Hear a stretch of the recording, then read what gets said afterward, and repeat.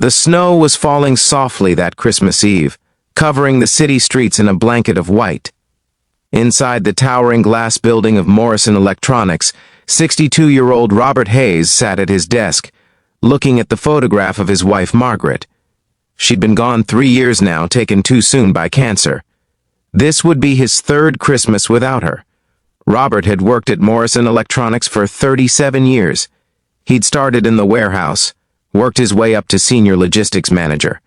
He knew every corner of that company, every system, every person. The work had been his anchor after Margaret passed, something steady to hold on to when everything else felt uncertain.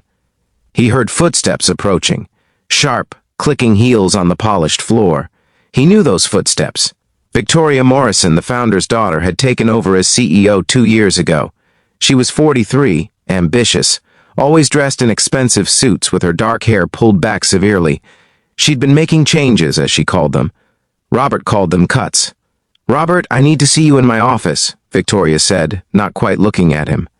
He followed her down the hallway, past the Christmas decorations the staff had put up, past the photographs of company milestones where his face appeared in several. In her corner office, she didn't ask him to sit down. "Robert, we're restructuring the logistics department. Your position is being eliminated. We're going with a younger team, fresh perspectives. Today is your last day." The words hit him like a physical blow. "Today? It's Christmas Eve, Victoria. I've given 37 years to this company. My father is retired," she cut him off. "This is a business decision. Human resources will handle your severance. Security will escort you out." Just like that. 37 years, and he was being walked out by security on Christmas Eve carrying a cardboard box with his few personal belongings. The photograph of Margaret, a coffee mug. His grandson had made him. A plaque for 25 years of service. The cold air hit him as he stepped outside. He stood there on the sidewalk, snow collecting on his shoulders, wondering what he was supposed to do now. At 62, who would hire him? His savings were modest. Margaret's medical bills had taken most of what they'd put away. He drove home slowly, carefully, the way he always did. The house was dark and empty. It always was now. He set the box down on the kitchen table and sat there in the silence, thinking about all the Christmases in this house. Margaret making her famous cinnamon rolls on Christmas morning. Their daughter Emma and her family coming over, the grandchildren's laughter filling the rooms. He called Emma. She lived 2 hours away now with her husband and 2 teenage boys. "Dad, Merry Christmas Eve. We were just about to head to Dave's parents' house. Merry Christmas, sweetheart. I just wanted to hear your voice. I got some news today. Victoria let me go. From Morrison Electronics." There was a long pause. "Oh, Dad. On Christmas Eve? I'm so sorry. Are you okay? Do you want to come here tomorrow? We can... No, you have your plans with Dave's family. I'll be fine. I just wanted you to know." After he hung up, Robert sat in the quiet house feeling the weight of everything. The job, Margaret being gone, the uncertain future stretching ahead of him. But then he thought about something Margaret used to say, one of her favorite Bible verses, "Do unto others as you would have them do unto you." She'd lived by that, treated everyone with kindness and dignity no matter what. In the weeks that followed, Robert looked for work, but the rejections piled up. Too old, too experienced, too expensive. He started doing odd jobs, helping neighbors with repairs, shoveling driveways, anything to make ends meet. His savings dwindled. By March, he was behind on his mortgage. One morning, he found an envelope that had been forwarded from his old office. Inside was a letter from the accounting department at Morrison Electronics. It was addressed to him, marked confidential. As he read it, his hands began to shake. The letter detailed financial irregularities someone in accounting had noticed. Large sums being transferred to offshore accounts, fake vendor invoices. The paper trail led directly to Victoria Morrison. The accountant who'd written the letter had been fired shortly after discovering this, just like Robert. They'd sent copies to Robert and several other former employees, hoping someone would know what to do. Robert sat with this information for days. Part of him wanted to ignore it, to let it go. Victoria had destroyed his career, humiliated him. Why should he help her, even inadvertently, by staying silent? But another part of him, the part that had loved Margaret, that had raised Emma to be honest and kind, knew what was right. He made copies of everything. Then he went to the FBI field office downtown. The agent who met with him was a woman in her 50s named Sarah Chen. She listened carefully as Robert explained everything, showed her the documents. "Mr. Hayes, this is serious. Embezzlement on this scale. We'll need to investigate. It might take time. Are you prepared for that? This could get complicated." "Agent Chen, I'm 62 years old, I've got no job, and I'm about to lose my house. But my wife taught me that doing the right thing matters more than what's convenient. So yes, I'm prepared." The investigation took 8 months. During that time, Robert struggled. He sold Margaret's car, the one he'd been keeping in the garage because he couldn't bear to let it go. He took a night shift at a warehouse, work that made his back ache and his knees swell, but he kept going. Emma and Dave helped when they could, but they had their own bills, their own struggles. Robert didn't want to burden them more than necessary. His grandson Tommy, who was 17, came to visit one weekend and found Robert eating canned soup for the 3rd night in a row. "Grandpa, you should have told us it was this bad," Tommy said, tears in his eyes. "I'm getting by," Robert said gently. "Your grandma and I got through tougher times than this. I'll be okay." What Robert didn't know was that while the FBI investigated Victoria, they were also uncovering something else. The company's board of directors, alarmed by the investigation, had hired their own forensic accountants. And those accountants discovered that Victoria had been systematically defrauding the company since taking over. She'd stolen over $4 million. But they discovered something else too. Years ago, when old Mr. Morrison was still alive, he'd created a succession plan. If his daughter ever proved unfit to run the company, control would pass to a trust, and that trust had named 3 people to oversee it. 3 longtime employees who embodied the company's values. Robert Hayes was one of them. The call came on a November morning. Robert was getting ready for his warehouse shift when his phone rang. "Mr. Hayes, this is James Walsh. I'm the attorney for Morrison Electronics. We need to meet with you today. It's urgent. Can you come to our offices?" In the law firm's conference room, they explained everything. Victoria was being arrested that day for embezzlement, wire fraud, and a dozen other charges.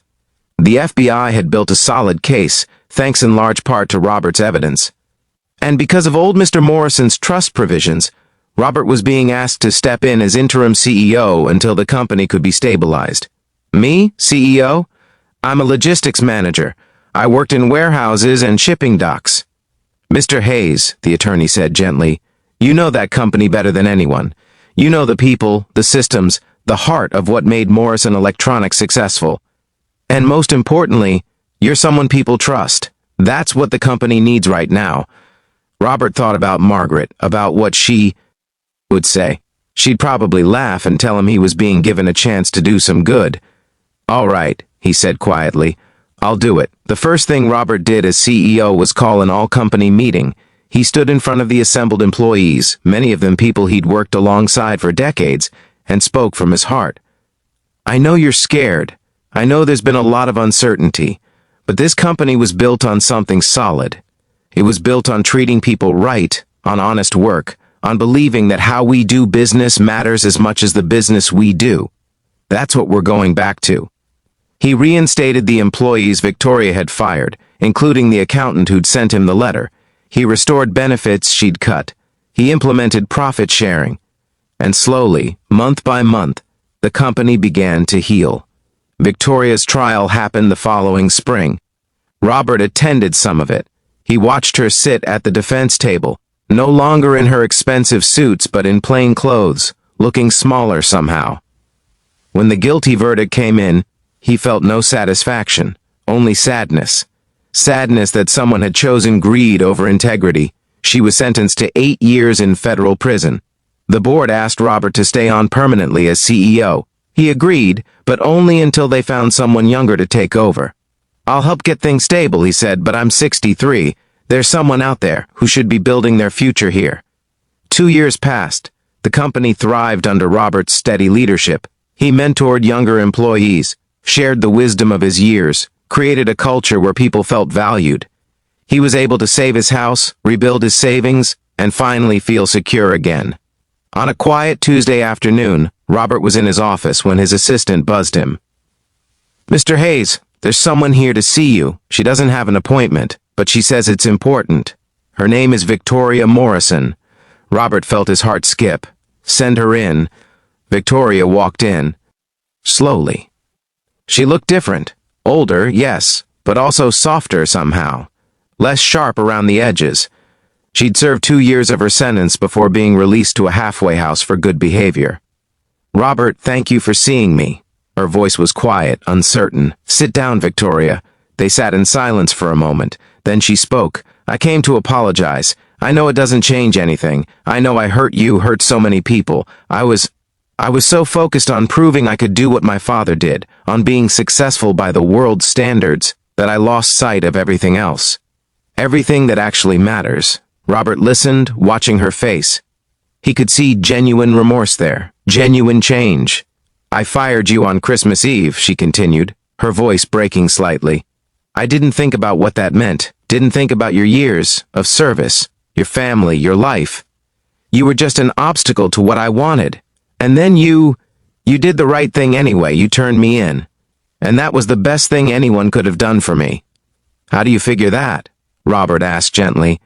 "Because I would have kept going, kept lying, kept stealing, kept destroying. I would have ruined more lives, including my own. You stopped me, and in prison, I had time to think about who I'd become, who I wanted to be instead. I've been working with a chaplain, reading, praying, trying to figure out how to make amends." Robert thought about Margaret again, about forgiveness and second chances, about how none of us are beyond redemption if we're willing to do the hard work of change. "Victoria, I forgive you. I can't speak for everyone you hurt, but I forgive you. What you did was wrong, but you've acknowledged that. You're trying to change. That takes courage." Tears slipped down her cheeks. "Thank you. I don't deserve that, but thank you. I'm going to spend the rest of my life trying to make things right." "Then I'll help you," Robert said. "Not with money or position, but with guidance, if you want it. Sometimes the path back from our mistakes is the hardest journey we take, but it's worth taking." They talked for over an hour. When Victoria left, Robert sat in his office as the sun set outside his window, casting long shadows across the room. He picked up the photograph of Margaret that now sat on his desk. "I think you'd be proud of that choice," he said softly to her image. "Kindness over bitterness, hope over revenge. That's what you always taught me." 3 years later, Robert finally retired from Morrison Electronics.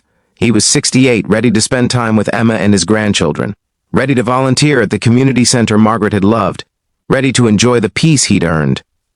At his retirement party, surrounded by colleagues who'd become friends, he gave a short speech. 37 years ago, I started working here. I've seen good times and bad times. I've made mistakes and hopefully learned from them. But the most important thing I've learned is this: how we treat people matters. Not just when it's easy or convenient, but especially when it's hard. My wife Margaret taught me that. She lived it every day. And in the end, that's the only thing that really lasts. The kindness we showed, the integrity we maintained, the love we gave. Everything else is just details. On his last day, as Robert walked out of Morrison Electronics for the final time, he noticed someone waiting by his car. It was Victoria. She looked healthy now, steady on her feet in a way she hadn't been years before. "I heard it was your last day," she said. "I wanted to say thank you again, and to tell you that I've been accepted to graduate school. Social work. I want to help people who are getting out of prison, help them rebuild their lives. You showed me that was possible." Robert smiled, a genuine warm smile. "That's good, Victoria. That's real good. You'll help a lot of people. I hope so. I hope I can give back even a fraction of what you gave me.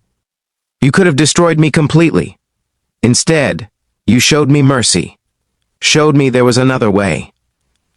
They shook hands and then, impulsively, Victoria hugged him. "Thank you for being who you are, for showing me what real success looks like." As Robert drove home that evening through streets he'd driven for decades, past the house where he'd raised Emma, past the park where he and Margaret used to walk, he felt a deep sense of peace. Life had taken him through valleys he never expected to walk through, but it had also shown him peaks of grace and redemption he never imagined. The house was warm when he arrived. Emma had come over with Tommy and his younger brother Michael. They'd made dinner, wanting to celebrate his retirement. "There's the man of the hour," Emma said, hugging him tight. "How does it feel to be retired?" "Feels like the beginning of something new," Robert said, looking around at his family. "Feels like there's still more life to be lived, more kindness to share, more love to give. Your mother would say we're not done until we're done, and I've still got plenty left in me." That night, after Emma and her family had gone home, Robert sat in his favorite chair, the one that had been Margaret's favorite too. He looked at her photograph on the mantel. "We did all right, didn't we?" he said softly.